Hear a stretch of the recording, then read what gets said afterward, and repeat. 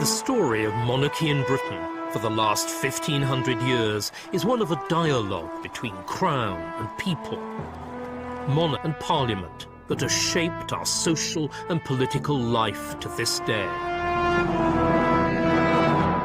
But 500 years ago, that dialogue broke down. A taxpayer strike and dynastic conflict led to civil war and revolution. Politics fused with religion, first strengthening the monarchy, then bringing it to its knees. In this revolutionary period, the monarchy acquired a potent new symbol, an elaborate, outsized crown made for the Tudor dynasty. Known as the Coroa Imperial, it came to represent the monarchy's inflated claims to rule church as well as state, and Scotland as well as England. But the very scale of the Crown's claims triggered an equal and opposite reaction, and within 100 years, a king was beheaded, the monarchy abolished, and the imperial crown itself was smashed and melted down.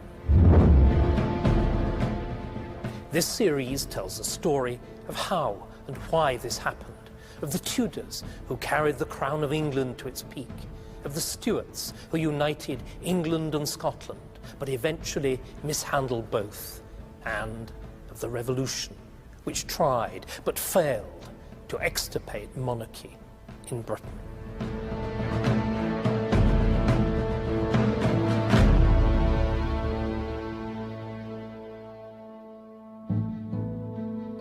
The man who ordered the imperial crown to be made was Henry Tudor, founder of the Tudor dynasty. But Henry was a man who should never have been king at all. He seized the throne against all the odds. He was helped by his teenage mother, who became a great power broker. While his enemies, three brutal brothers, tore themselves apart through murder and betrayal. But behind the beheadings and the gore was the fundamental question of how England should be ruled. Henry thought he knew the answer, but his cure proved as bad as the disease.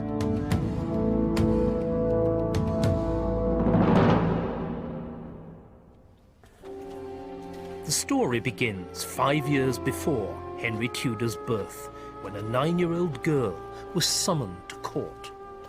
Her name was Margaret Beaufort, and with her fortune of £1,000 a year, she was the richest heiress in England.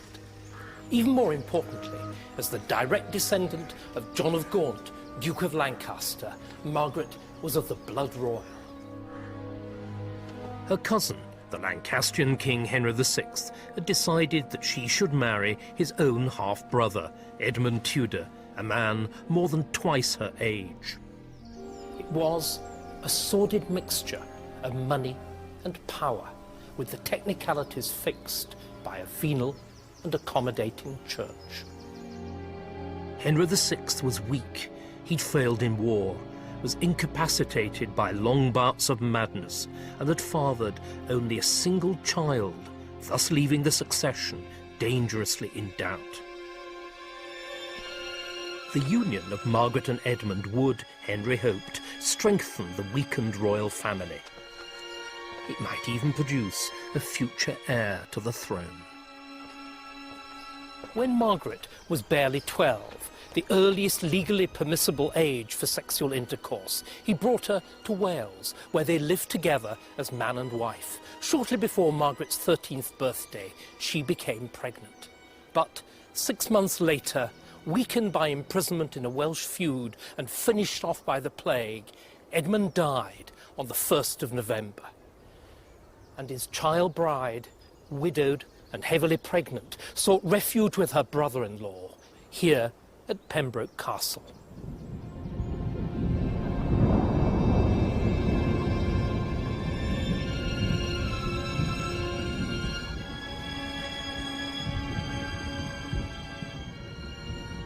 And it was in Pembroke Castle, in a tower chamber like this, that Margaret gave birth to the future Henry VII on the 28th of January, 1457. Actually, it was a miracle that both mother and child survived. It was the depths of winter. The plague still raged, whilst Margaret, short and slightly built even as an adult, was not yet fully grown. Probably the birth did severe damage to her immature body because, despite 2 further marriages, Margaret was to have no more children. Yet, out of this traumatic birth, an extraordinary bond was forged between mother and son. Behind every successful man, it is said, there is a strong woman. In Henry's case, it was his mother. Margaret would need to be strong because her son was born into an England torn apart by civil war. For their family, the Lancastrians, was not the only one with a claim to the throne. Their opponents were the 3 brothers of the House of York. They had at least as good a claim to the throne, which they determined to make good by force. The resulting conflict was known as the Wars of the Roses, after the emblems of the 2 sides, the Red Rose of Lancaster and the White Rose of York. Such emblems, known as badges, were worn not only by the followers of the 2 rival royal houses, but by all the servants of the nobility.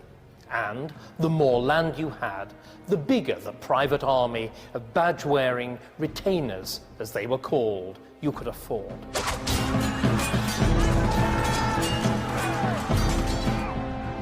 The forces of York and Lancaster and their noble allies were evenly balanced, with the result that after 15 years of fighting, the crown had changed hands twice between the Lancastrian King Henry VI and his rival Edward of York, who'd made himself Edward IV.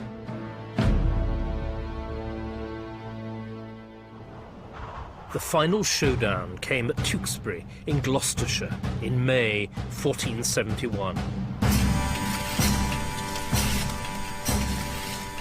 Edward, young, warlike and charismatic, and supported by both his brothers, was determined to annihilate the House of Lancaster once and for all.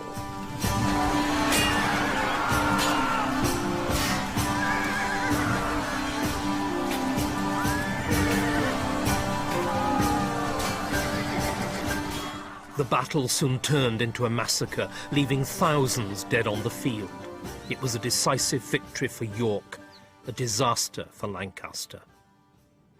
After the battle, many of the Lancastrians fled to Tewkesbury Abbey, where they took refuge in the church here. Edward and his men then burst in hot pursuit. There are 2 different versions of what happened next. According to the official account, Edward behaved with exemplary decorum, pardoning the fugitives, offering up solemn thanks at the high altar for his victory. But the unofficial accounts tell a different and much more shocking story. In fact, Edward and his men had begun to slaughter the Lancastrians, and they were only saved by the intervention of a priest vested and holding the Holy Sacrament in his hands.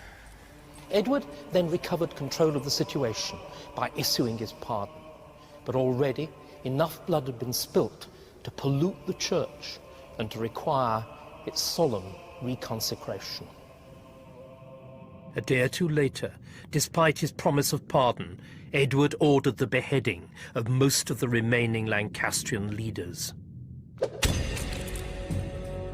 Now, only the life of the feeble Lancastrian king, Henry VI, stood between Edward and an unchallenged grasp of the throne.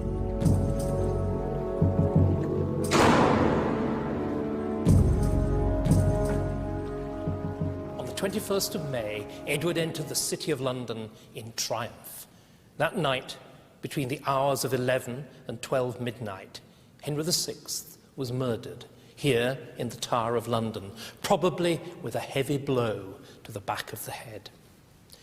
Only one man is named as being present in the Tower at the time, Edward's younger brother, Richard, Duke of Gloucester, who, at the age of only 18, was already emerging as the most effective hatchet man of the Yorkist regime. Now, surely, the Wars of the Roses were over. No one, a Yorkist chronicler exulted, of the stock of Lancaster remained among the living who could claim the throne. But one Lancastrian claimant, however remote, did remain: Henry Tudor. 14 years had passed since Margaret had had her son. Now, the teenaged Henry was in danger of his life. Not even the massive walls of Pembroke Castle could protect the boy against the vengeful power of Edward of York, and his mother urged him to flee. He took ship at Tenby and crossed the Channel to Brittany. And there Henry was to endure a decade and a half of politically fraught exile before he would see either England or his mother again.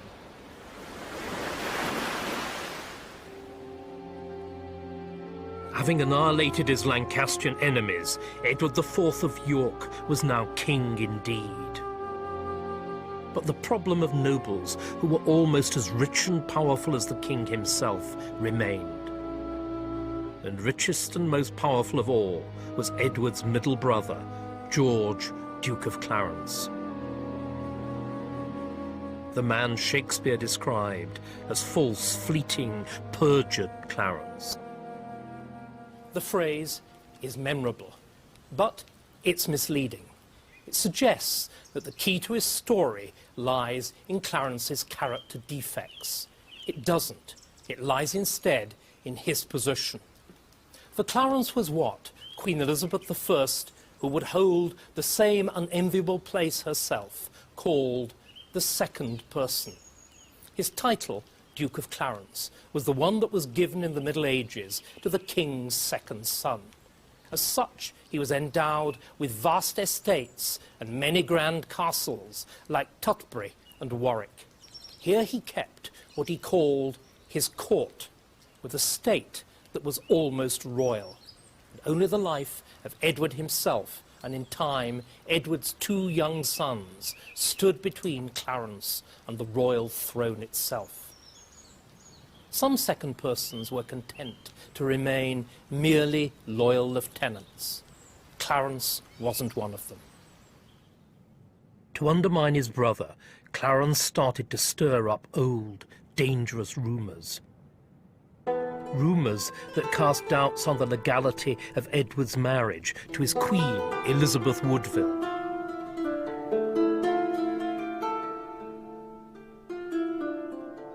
Elizabeth Woodville was one of the most controversial women ever to have been Queen of England. She was beautiful, ambitious, greedy, and a widow of modest family background, on her father's side at least.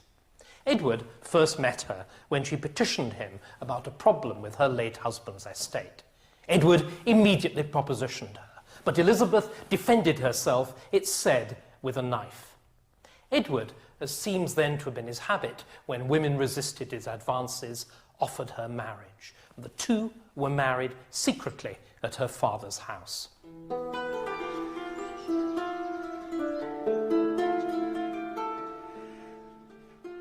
Perhaps Edward had always intended to repudiate this clandestine marriage to an obviously unsuitable wife, but he didn't. Had the marriage turned out to be valid after all? Had Edward even fallen in love? At any rate, 6 months later, the marriage was made public and Elizabeth acknowledged as queen.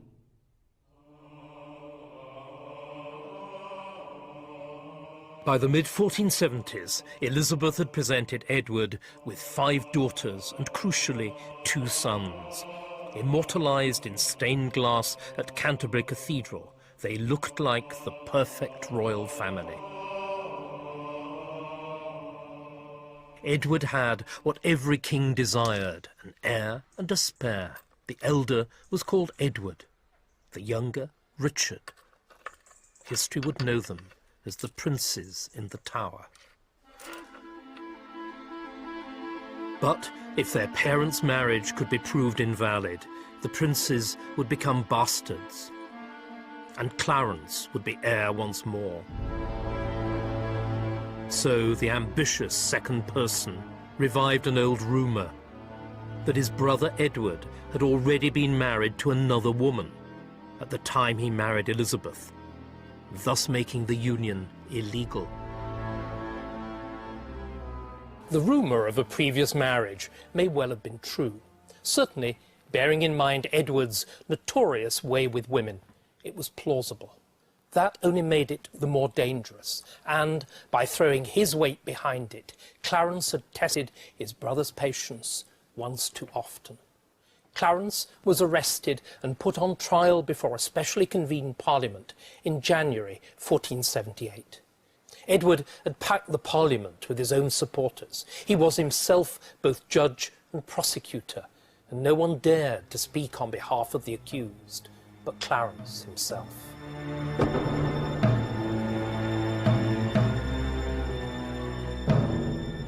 The verdict of guilty was a foregone conclusion, and on the 18th of February 1478, Clarence was executed in the Tower.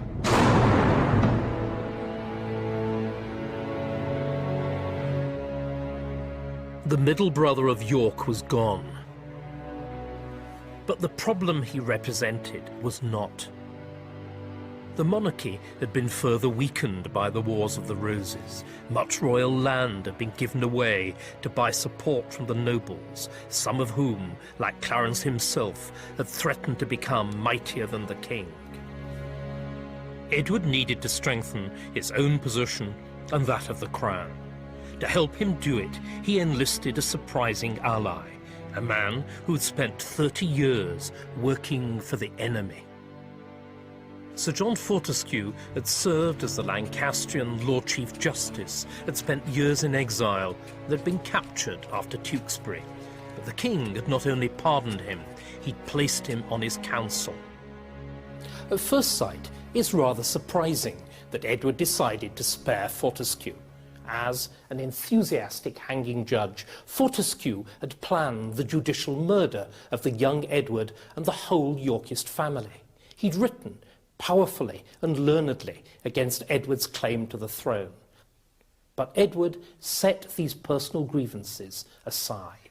He had work for the old man to do. Fortescue, the leading intellectual of Lancastrian England, would play an important part in the construction of a new, reformed Yorkist monarchy of England.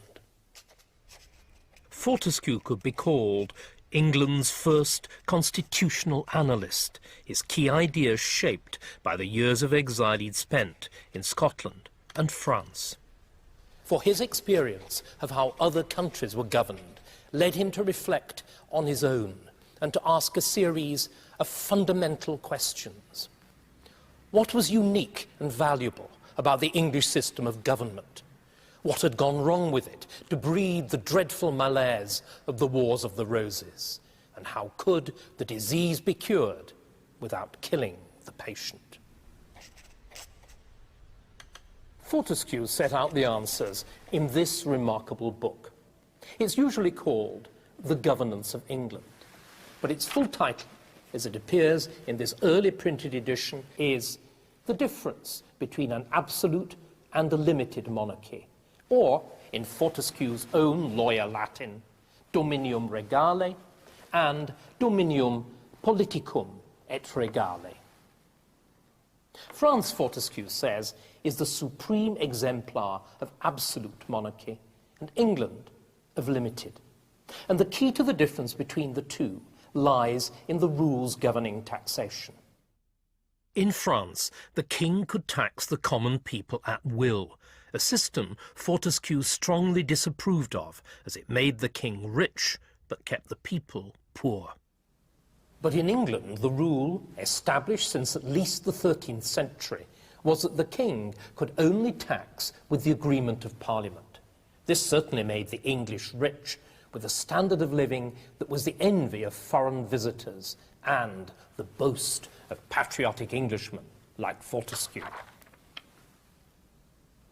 But did the rules limiting taxation make the English king poor, and because he was poor, weak?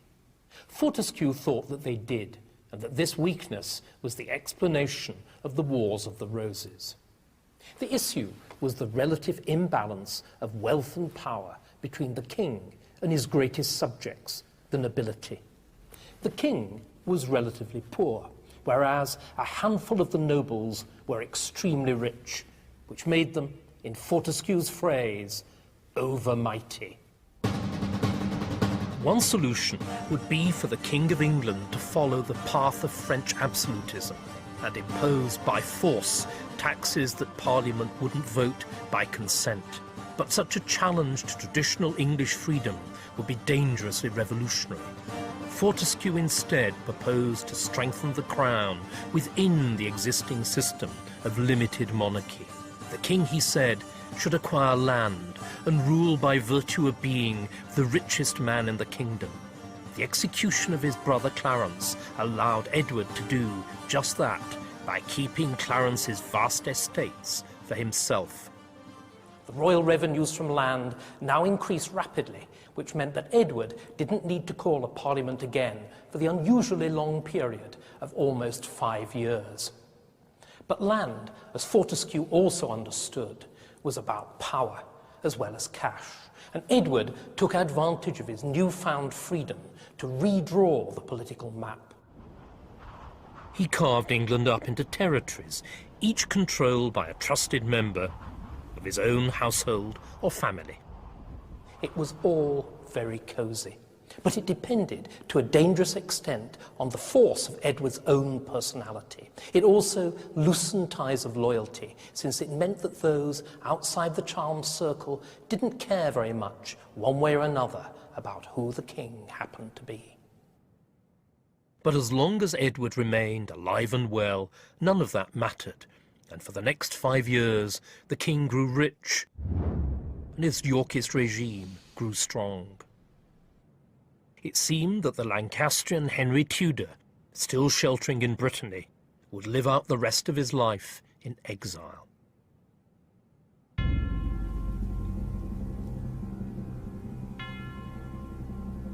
But at Easter 1483, disaster struck the House of York. Edward was taken ill with a fever after going fishing on the Thames. Within 10 days, he was dead. Only Richard, youngest of the brothers, remained. He was not his brother's heir. But soon he would make his own brutal bid for power.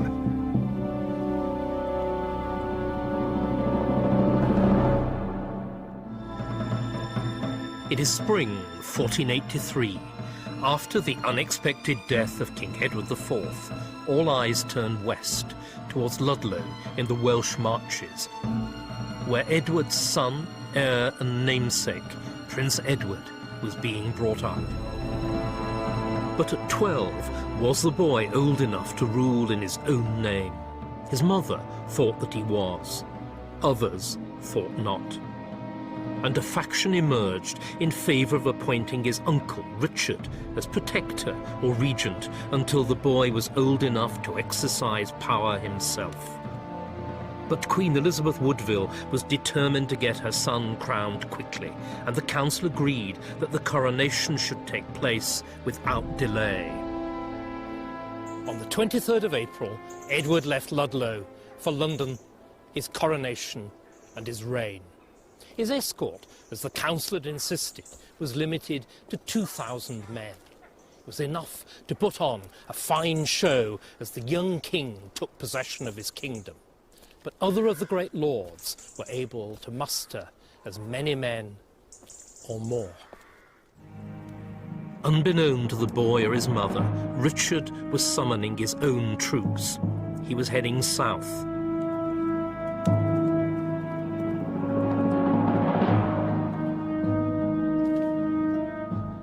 Late on the night of the 30th of April, Queen Elizabeth Woodville, waiting in London for the arrival of her son, Prince Edward, received alarming news. Edward's cavalcade had been intercepted by his uncle Richard, who'd taken possession of his young nephew. Elizabeth, immediately suspicious of Richard's motives, fled that night with her younger son into the safe sanctuary of the Abbey at Westminster.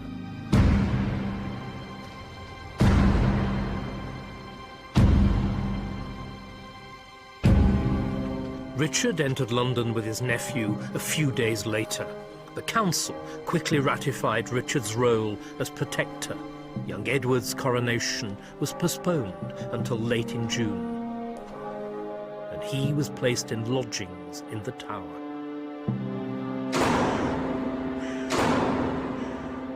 What was Richard doing, and why?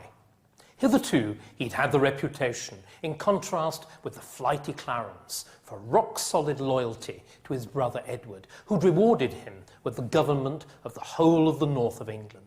There he'd won golden opinions as a fine soldier and a fair judge. Nevertheless, his portrait suggests a man not entirely at ease. He's tight-lipped, and he's fiddling nervously with the rings on his fingers. He also had the tic of biting hard on his lower lip and pushing and pulling constantly his dagger in and out of its sheath. Was he repressed, paranoid, a hypocrite with an iron grip on himself?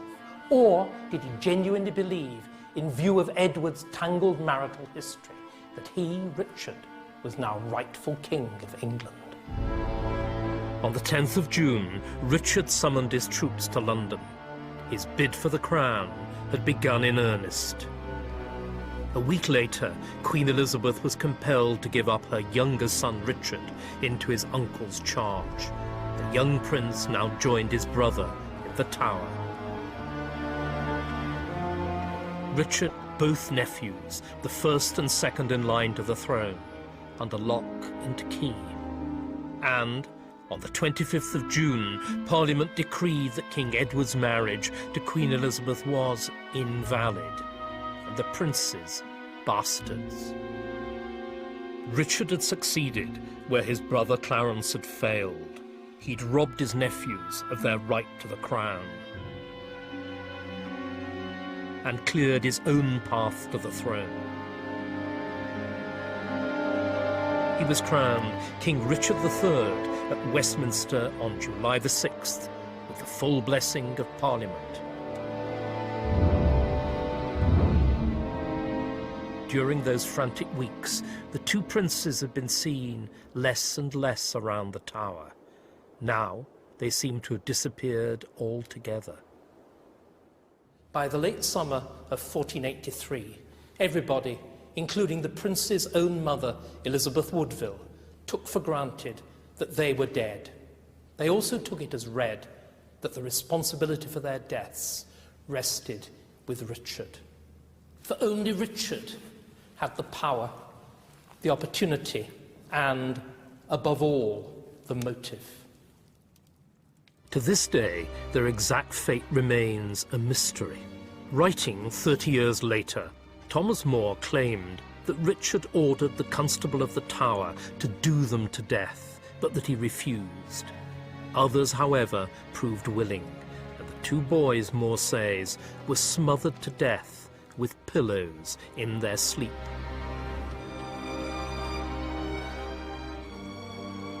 His brothers were dead, the princes gone, the crown was his. But apparently doing away with the rightful heirs to the throne was a step too far, and opposition to Richard was growing. Soon he would be fighting to the death for the crown that he'd taken by force.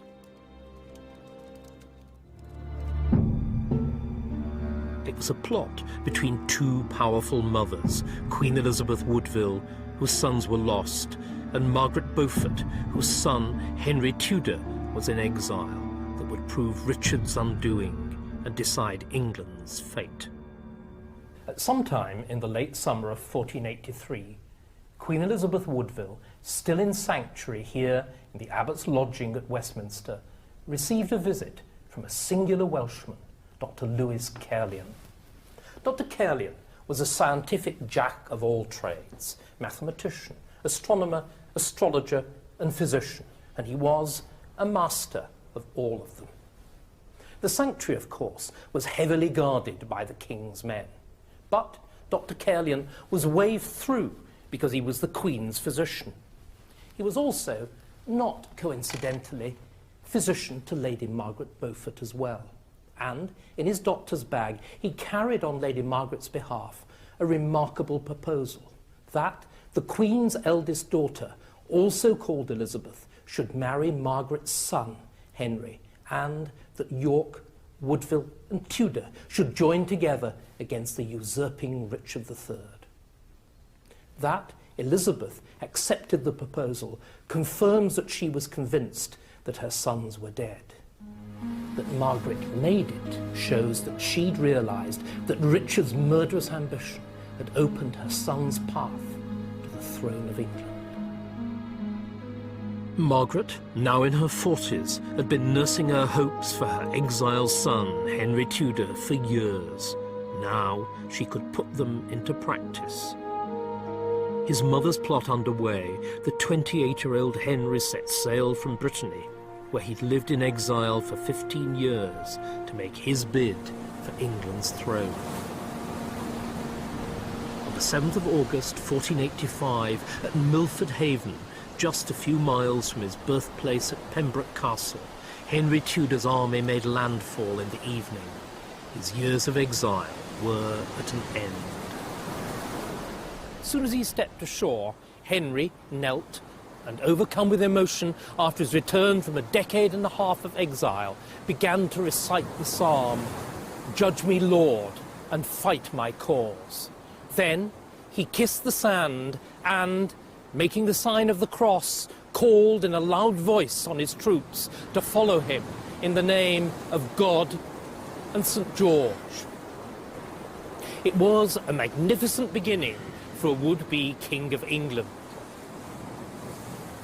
But only 400 of Henry's men were English. Instead, most of the rest of his little army of 2,000 or 3,000 were French, and they'd come in French ships with the aid of French money and the blessing of the French king. Indeed, most of Henry's own ideas about kingship were probably French as well. So just what kind of King of England would he be, assuming, that is, that he was able to wrench the crown from Richard's powerful grasp?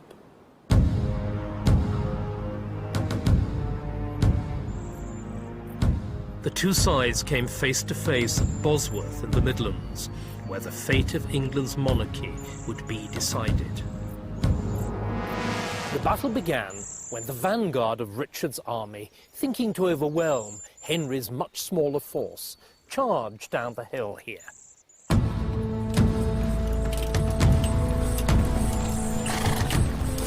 But instead of breaking and running, Henry's front line smartly reformed themselves into a dense, wedge-shaped formation.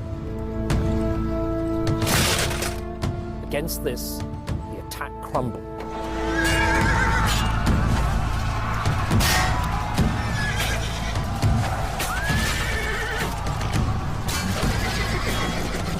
Richard, high up there on Ambion Hill, now caught sight of Henry with only a small detachment of troops at the rear of his army. With courage or desperation, Richard decided that the battle would be settled by single combat. Richard with Henry, wearing his battle crown, with a light robe with the royal arms over his armour, Richard led a charge of his heavily armed household knights down the hill.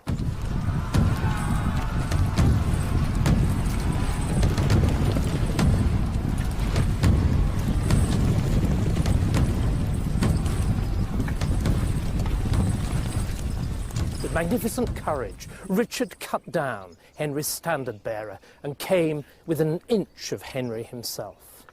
But once again, Henry's foot soldiers proved capable of assuming an effective defensive position, and Richard, isolated, was unhorsed, run through by an unknown Welsh pikeman, mutilated and stripped.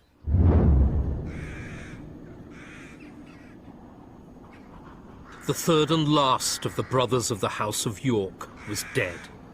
By his reckless ambition, Richard had split the Yorkist party and handed victory and the crown to Henry Tudor.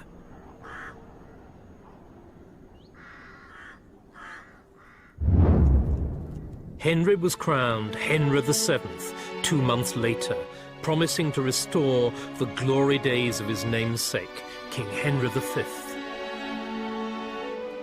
The symbolic union of York and Lancaster was made flesh in January 1486, when Henry Tudor married Elizabeth of York, just as their respective mothers had planned. A new iconography was created, merging the two once warring roses into one, the Tudor rose. But 2 years after the wedding, Henry ordered a new, ostentatious crown to be made, one that hinted at political ambitions that went well beyond Fortescue's limited monarchy. The crown was soon known as the Crown Imperial. Its unusual size, weight and splendour symbolised the recovery of the monarchy from the degradation of the Wars of the Roses, while the French fleur-de-lis, alternating with the traditional English cross round the band of the crown, looked back nostalgically to England's lost conquests in France. But might there be more to it than that? Henry had witnessed at first hand the powers of the absolute monarchy in France, and, some said, he liked what he'd seen. Might the imperial crown be the means by which these ideas, as Fortescue had feared, could be smuggled back into England?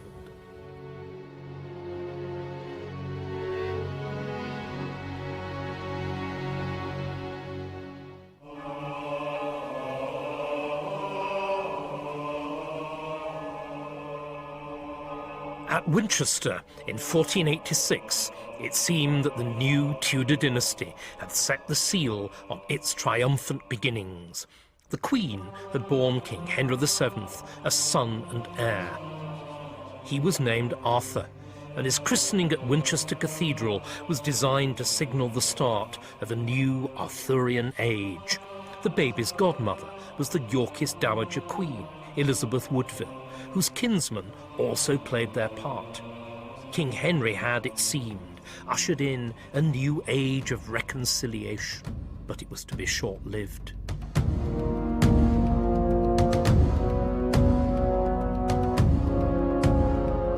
Just a few months after the christening, Elizabeth Woodville was stripped of her lands and sent to a nunnery, effectively banishing her from court forever. What had happened? It was, almost certainly, because there were too many Queen Mothers and would-be Queen Mothers around. For Elizabeth Woodville, in her moment of restored glory, had reckoned without her sometime fellow conspirator, Lady Margaret Beaufort. Henry VII had already honoured Lady Margaret with the title of My Lady the King's Mother. But since she hadn't actually been crowned Queen, she had to defer to Elizabeth Woodville, who had, and Lady Margaret didn't like that one little bit. So Elizabeth Woodville, Margaret decided, had to go.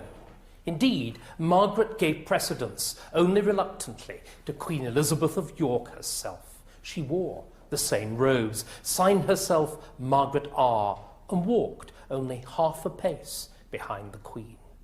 Lady Margaret, in short, was proving to be the mother-in-law from hell. Margaret's behaviour was a political disaster. She was the heiress of the House of Lancaster. The humiliated Elizabeth was of the House of York, and the Yorkist nobility felt spurned too. Henry's dream of reconciliation was fading, and within a year he faced a major uprising by rebellious Yorkists, which he only narrowly beat off. But in 1491, foreign affairs intervened. The French invaded Brittany, where Henry had spent his exile. Hoping to strengthen his position at home through victory abroad, Henry followed the traditional path of declaring war on France. The result was a curiously half-hearted affair. A reluctant Parliament made part of its grant conditional on the duration of the war, whilst Henry himself delayed setting sail for France until almost the end of the campaigning season in October 1492. 3 weeks later, the French offered terms, and on the 3rd of November, Henry agreed to withdraw in return for an annual payment of £12,500. The English soothed their injured pride by calling the payment a tribute. But the world knew better. Once, the English armies had aroused terror throughout France. Now, they were a mere nuisance to be got rid of by the payment of an easily affordable bribe. It was a sharp lesson for Henry. England's limited monarchy couldn't match the financial and military might of French absolutism. Now he'd failed to achieve glory in war and failed to unite York and Lancaster. There was nothing left but to lower his sights and return to the financial methods previously advocated by Fortescue and implemented by Edward IV. But he did so with a novel degree of personal involvement, as each surviving account book of the Treasurer of the Chamber shows. Henry has checked every single entry in it, and to confirm the fact, he's put his initials, HR, known as the sign manual, alongside. Indeed, he had to make the sign manual so often that he changes his style of handwriting from this rigid grid here of laborious separate strokes to a much more fast, fluid, cursive hand here. It was privatised government, medieval style, with England run as the king's personal landed estate. It would make Henry rich, but would it make him secure? Events showed not. In 1497, he faced another rebellion. This one nearly cost him his throne. The uprising was fronted by a ghost from the past, a man claiming to be Richard, Duke of York, the younger of the princes in the Tower, returned from exile to claim his crown. He was a fraud, a Fleming called Perkin Warbeck, but he had powerful backers, the Scots, who threatened to invade England.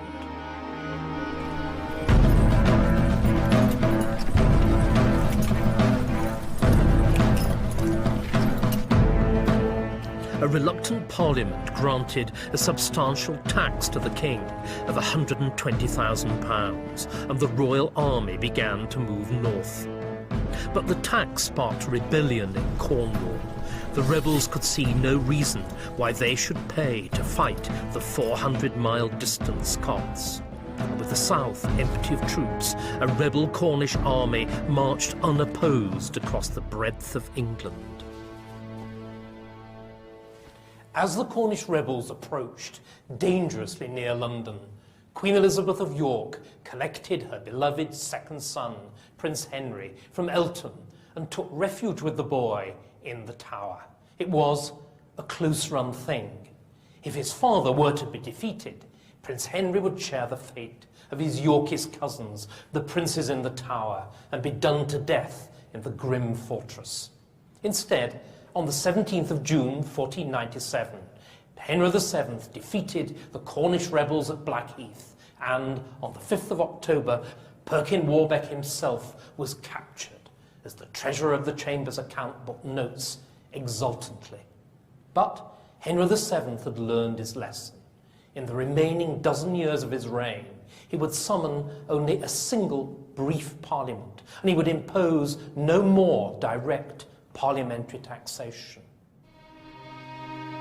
Without Parliament, contact between king and people was weakened, and the narrowing of government was further intensified by a series of personal tragedies.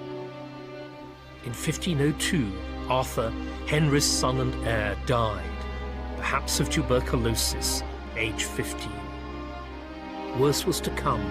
A year later, Henry's much-loved wife, Elizabeth, died in childbirth. She was only 37, and her funeral saw an outpouring of public grief. Most grief-stricken of all was Henry VII himself, and the deaths in quick succession of his son and his wife changed him greatly. His character became harder, his style of government more authoritarian. The sole purpose of Henry's kingship became to make him rich. Racking up rents on royal lands was no longer enough. Instead, in direct defiance of Magna Carta, he resorted to selling justice, turning fines on the nobility for running private armies into a method of revenue raising. He'd ceased to be a king and become, so his disgruntled subjects thought, a money-grubbing miser. He'd crushed his overmighty subjects, avoided the trap of weak kingship, but along the way he'd become a tyrant, a kind of absolute monarch. Was Sir John Fortescue, seen here in effigy on his fine tomb in Ebrington Church, turning in the grave where he'd rested for the last 30 years since his death in 1479. For Fortescue believed passionately that a monarchy richly endowed with land would be a guarantor of English freedom and property right. But it hadn't quite turned out like that. Henry had acquired the land and the money, getting his hands on more of both than any king since the Norman conquest. What he hadn't delivered on, however, were Fortescue's twin ideals of freedom and property. Instead, by the end of his reign, they both seemed as dead and buried as the old Chief Justice himself.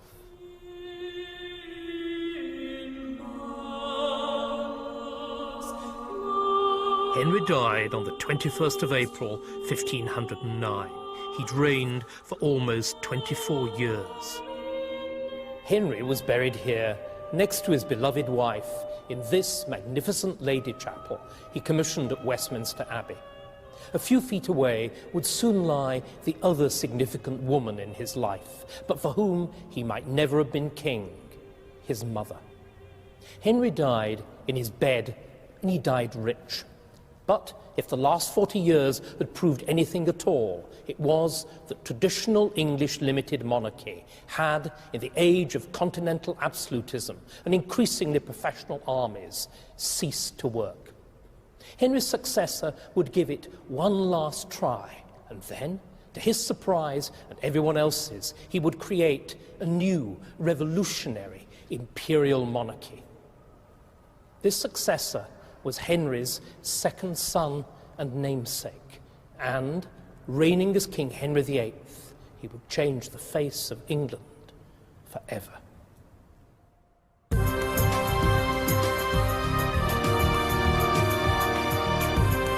Hi, Julian Day here. How would you like to remix a 400-year-old opera? To find out more about the Orpheus Project, tune in next weekend to New Music Up Late on ABC Classic FM and The Night Air on Radio National. abc.net.au/Orpheus.